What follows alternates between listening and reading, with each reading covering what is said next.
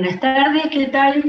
Bienvenidos a un nuevo jueves de Abrir la Biblia, que como todos los jueves, desde hace ya muchas semanas, tenemos la presencia estelar de mi amiga Elsa Guaitima para pasear, profundizar y descubrir más cosas de los profetas.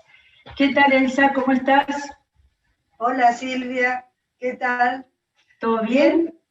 Sí, bueno, lista para sumergirte y sumergirnos en el profeta Isaías, porque yo ayer anuncié que ibas a estar hablando de los dos, pero al parecer hoy sería solamente Isaías, ¿no es cierto?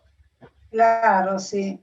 Sí, son libros muy importantes, son libros muy largos y aunque uno diga un poquito de cada sección, no se puede, por lo menos para este tiempo, ¿no? Tiempo que disponemos. Sí. Bien.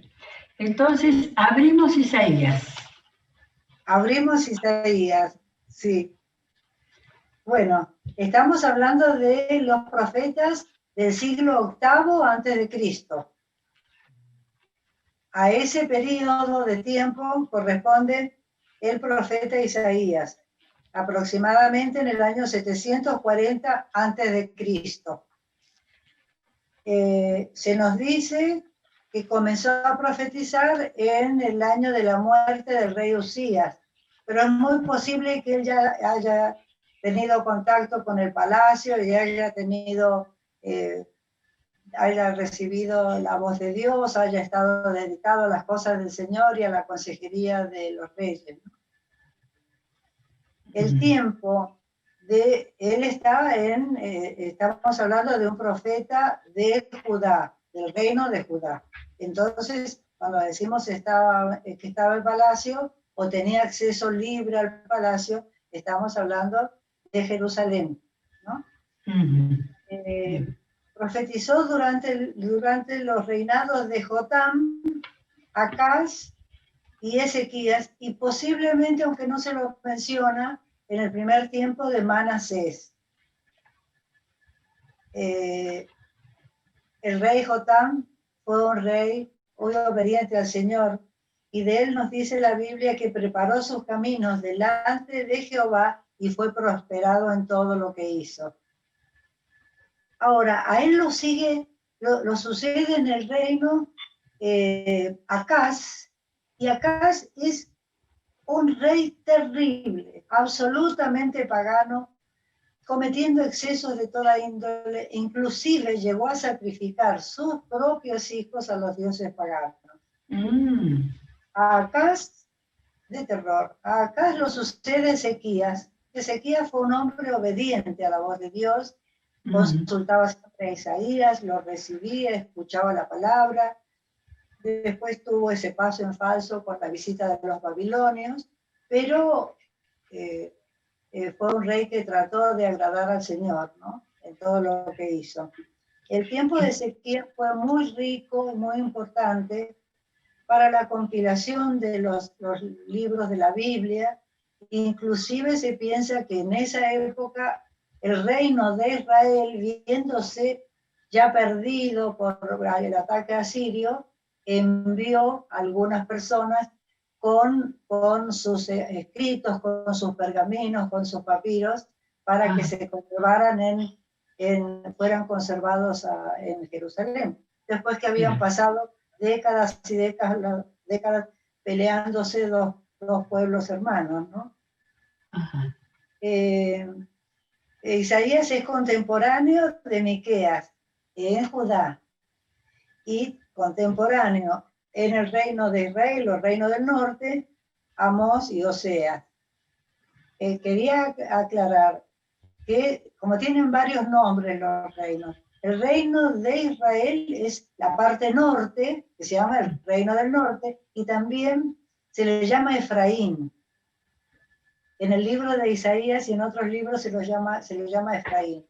Y al reino de Judá, o reino del sur, por la ubicación que tiene, Jerusalén está al sur, se lo llama reino de Judá, reino de del sur, o se lo llama Ariel también. En las profecías de Isaías se lo menciona como Ariel. Con respecto a la situación internacional que estaban viviendo, nunca nos tenemos que olvidar que tanto el reino de Israel como el reino de Judá estaban rodeados de pueblos paganos, ¿no? Y en ese tiempo, en el tiempo que empieza a profetizar Isaías, viene creciendo de una manera tremenda el reino de Asiria. Al norte del reino de Israel está Siria y la ciudad importantísima de Damasco. Ahora, del norte viene Asiria, y Asiria viene destruyendo a todos los, tomando posesión de todos los reinos que puede, y cobrándoles tributos, y si no le pagaban o había algún tipo de rebelión, directamente los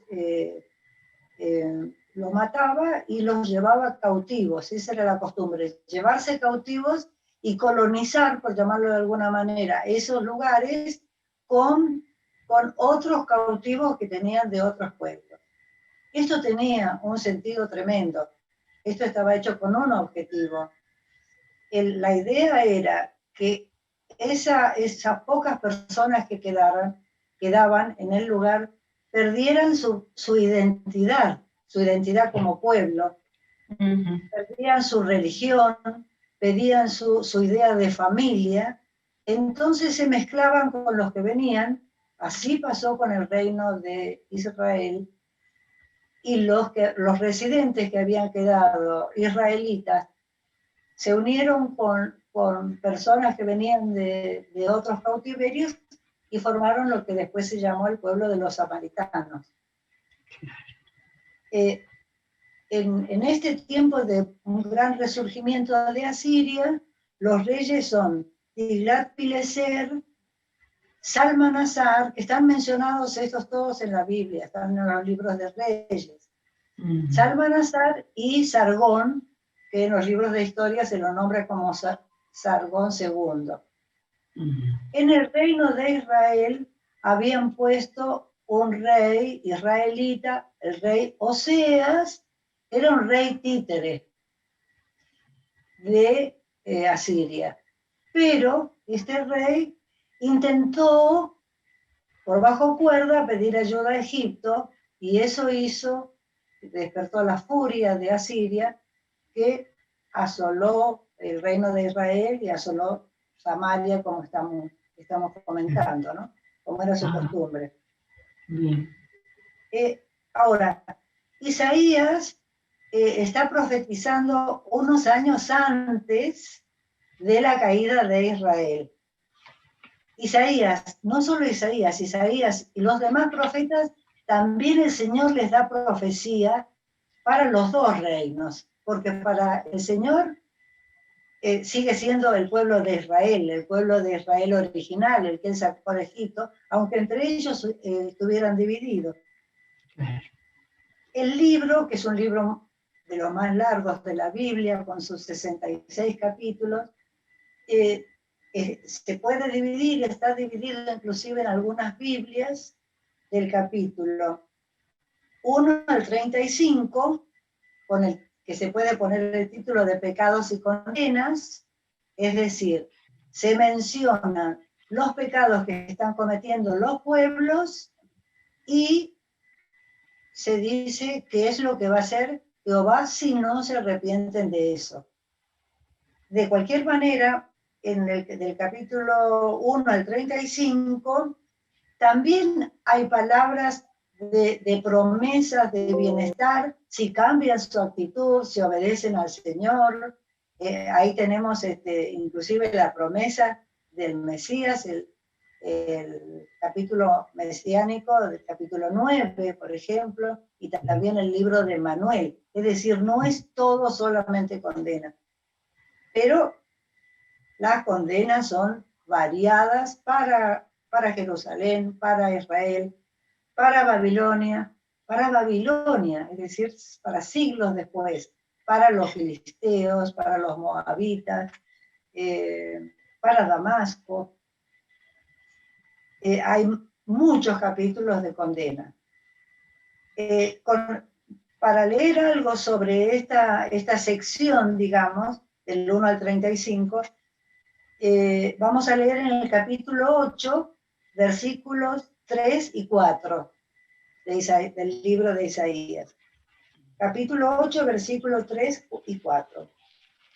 Dice el profeta Isaías: luego tuve relaciones con la profetisa, con su esposa, y ella concibió y dio a luz un hijo. Entonces el Señor me dijo: ponle por nombre Maher Salal Hasbaz.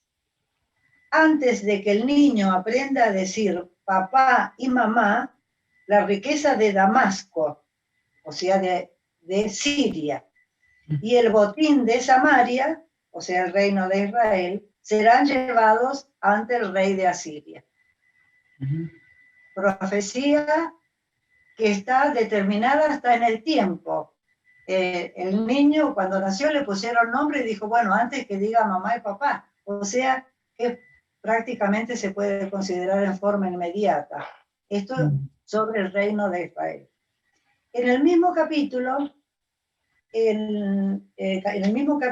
capítulo 8, en los versículos 13 y 14, dice: solo el Señor Todopoderoso tendrán ustedes por santo. Solo a Él deben honrarlo. Solo a Él han de temerlo. El Señor será su santuario. Pero, y este pero que viene es terrible, dice, pero será una piedra de tropiezo para las dos casas de Israel. Una roca que los hará caer.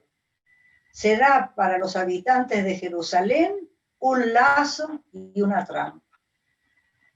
Acá menciona los dos reinos y menciona a Jerusalén, que es el reino de Judá, que va a caer recién en el año 586 a.C. Estamos hablando de casi, por poco, 2 siglos después, 1 siglo y medio bien cumplido. Esto con respecto a los capítulos 1 al 35. Dijimos ya que del 36 al 39 son libros históricos que cuentan la relación de lo que pasaba entre el rey Ezequías y a Isaías, la salvación, la prolongación de la vida de Ezequías, que le pidió al Señor, también el error que cometió al mostrar sus tesoros a los babilonios. Y por otro lado, tenemos estos mismos relatos que están en el libro de Isaías, están a partir de Segunda Reyes 18 y de Segunda Crónicas 32, ¿no? Porque es una parte histórica, digamos, los capítulos 36 al 39 de Isaías. La segunda parte se toma en general desde los capítulos 40 al 55 y se llaman Consolación y Esperanza. Consolación y Esperanza. Ahí nos acordamos que a partir que hemos visto con vos, Silvia, los cánticos del siervo, claro, que son la esperanza máxima, ¿no es cierto? La esperanza del siervo sufriente del Mesías, que es nuestro Señor Jesucristo. Esperanza suprema, ¿no? Sí.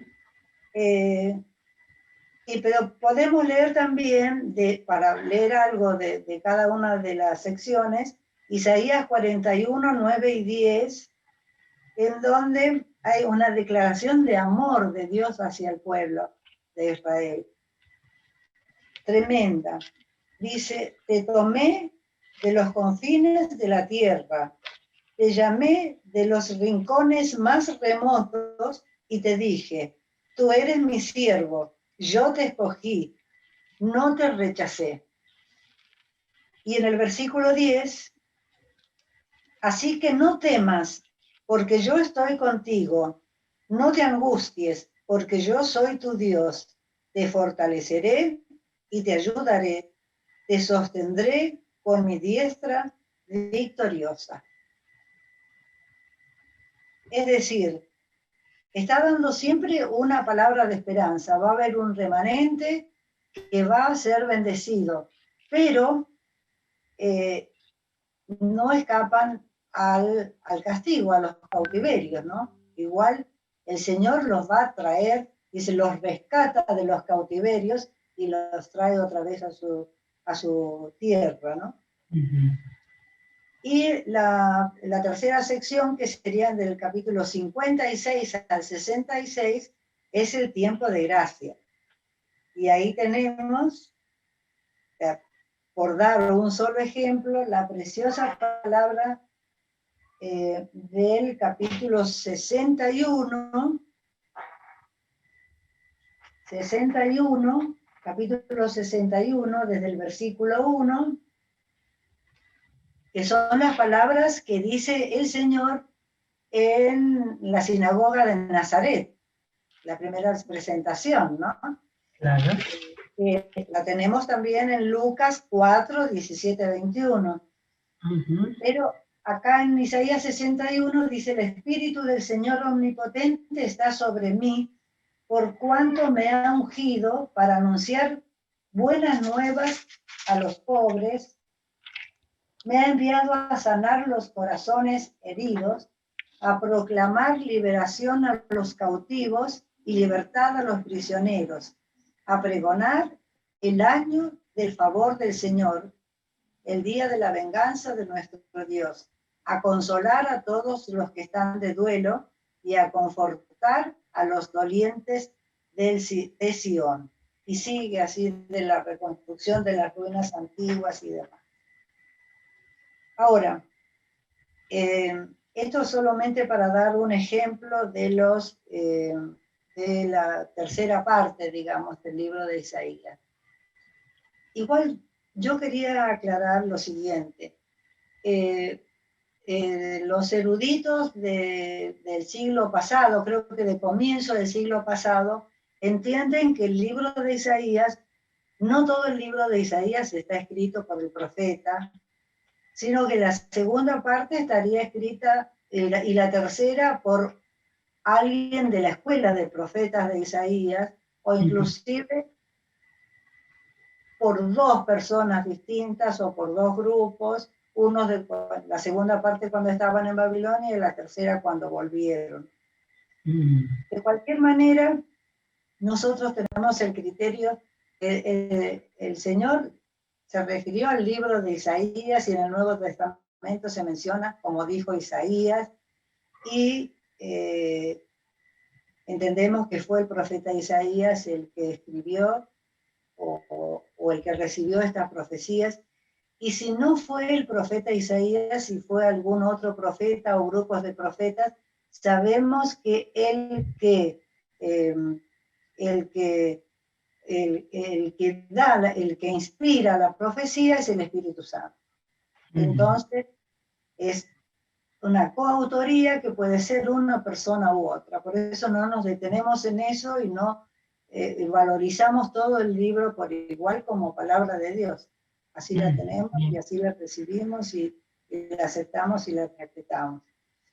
Entre, digamos, los temas más importantes y más resaltados del libro de Isaías, tenemos, por ejemplo, que dice, menciona el Santo de Israel, o menciona a Jehová como el Santo de Israel. 25 veces destaca la santidad de Jehová. Y la verdad que creo que son 5 o 6 veces que en todo el Antiguo Testamento se lo llama Jehová el Santo de Israel. Me parece que inclusive 3 o 4 veces en los Salmos. Cosa que es muy de destacar. Dios es santo y exige a su pueblo que se mantenga santo. Es decir, la santidad, la pureza de Dios hace que exija que el pueblo sea santo, que esté separado de lo malo. ¿Por qué? Porque Dios quiere que el pueblo viva su justicia.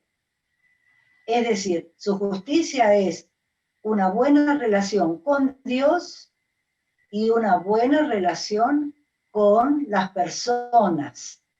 Una relación justa con las personas no habla solamente de que hagamos lo justo, sino esa justicia con las personas incluye la misericordia. Incluye la compasión por el otro, por el prójimo, por el que está sufriendo, por el que está necesitando algo. Eso es lo que Dios exigía al pueblo de Israel y eso es lo que nos exige a nosotros hoy.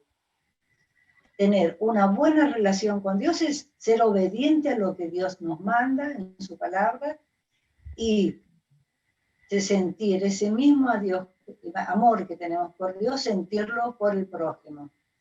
Y ver en cada situación, como en esta que estamos atravesando en estos momentos tremendos en el mundo, ver en cómo podemos ayudarlo.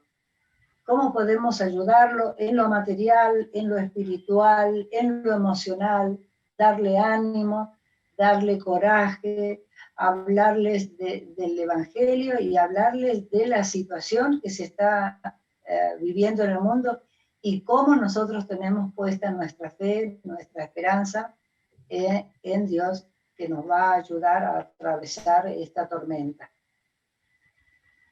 Otro de los conceptos del profeta Isaías es: Jehová es el Salvador. Es un Salvador personal, es un Salvador del pueblo, un Salvador general. Ellos interpretan en una primera mirada el que los salva de los imperios que los atacan. Pero también va más allá hacia una salvación posterior, hacia un tiempo mejor, ¿no? Hacia un tiempo de futuro. Jehová es el Redentor, se redime, recobra como propio. Dios los redime de la cautividad, así como los redimió de la cautividad de Egipto, los va a redimir de las próximas cautividades que tienen. Apuntando siempre, porque el Antiguo Testamento siempre está apuntando a algo mejor. Dice, algo va a venir mejor. Va a pasar tal cosa, pero hay un remanente que será bendecido y será prosperado por siempre. Jehová es el Padre, se lo llama Padre Eterno, Padre y Redentor Perpetuo. Y el Espíritu de Jehová se confirma en el libro, es el dador al retoño de David de sabiduría, inteligencia, espíritu de consejería, de conocimiento y poder. Incluye la recepción de dones intelectuales, prácticos y espirituales.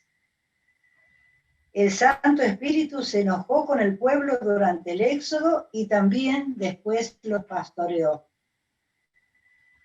Es muy abarcativo el libro de Isaías y toma todos estos temas y todas estas profecías, inclusive como todos los profetas, y especialmente los de ese tiempo, se dedica también a la injusticia social, a la injusticia que se comete con los pobres, porque en lo económico, a los dos reinos, al de Israel y al de Judá, les iba bien económicamente, pero todo era a costa del sufrimiento del pueblo.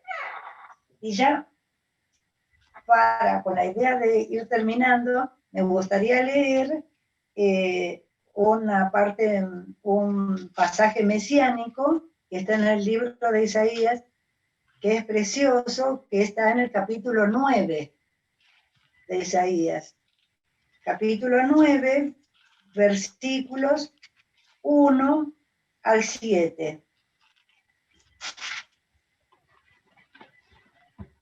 El título que le da, lo voy a leer por la versión NBI, el título que le da es Nos ha nacido un niño. A pesar de todo, dice el versículo 1, no habrá más penumbra para la que estuvo angustiada. En el pasado, Dios humilló a la tierra de Zabulón y a la tierra de Neftalí, pero en el futuro honrará a Galilea, tierra de paganos, en el camino del mar, al otro lado del Jordán. Menciona las tierras de Zabulón y de Neftalí, que fueron las primeras, como estaban más al norte, fueron las primeras que fueron molestadas y asediadas por Asiria, ¿no? Y a ellos ahí, dice, viene el niño, que inclusive dice, nos ha nacido, no dice va a nacer el niño, sino algunas profecías se dan como ya cumplidas. Claro. En el versículo 2, el pueblo que andaba en la oscuridad ha visto una gran luz. Sobre los que vivían en densas tinieblas, la luz ha resplandecido. Tú has hecho que la nación crezca, has aumentado su alegría, y se alegran ellos en tu presencia, como cuando recogen la cosecha, como cuando reparten el botín. Ciertamente, tú has quebrado, como en la derrota de Madián, el yugo que los oprimía, la barra que pesaba sobre sus hombros, el bastón de mando que los subyugaba. Todas las botas guerreras que resonaron en la batalla y toda la ropa teñida en sangre serán arrojadas al fuego, serán consumidas por las llamas. Porque nos ha nacido un niño, se nos ha concedido un hijo, la soberanía reposará sobre sus hombros y se le darán estos nombres: Consejero admirable, Dios fuerte, Padre eterno, Príncipe de paz. Se extenderán su soberanía y su paz y no tendrán fin. Gobernará sobre el trono de David y sobre su reino, para establecerlo y sostenerlo con justicia y rectitud desde ahora y para siempre. Esto lo llevará a cabo el celo del Señor Todopoderoso.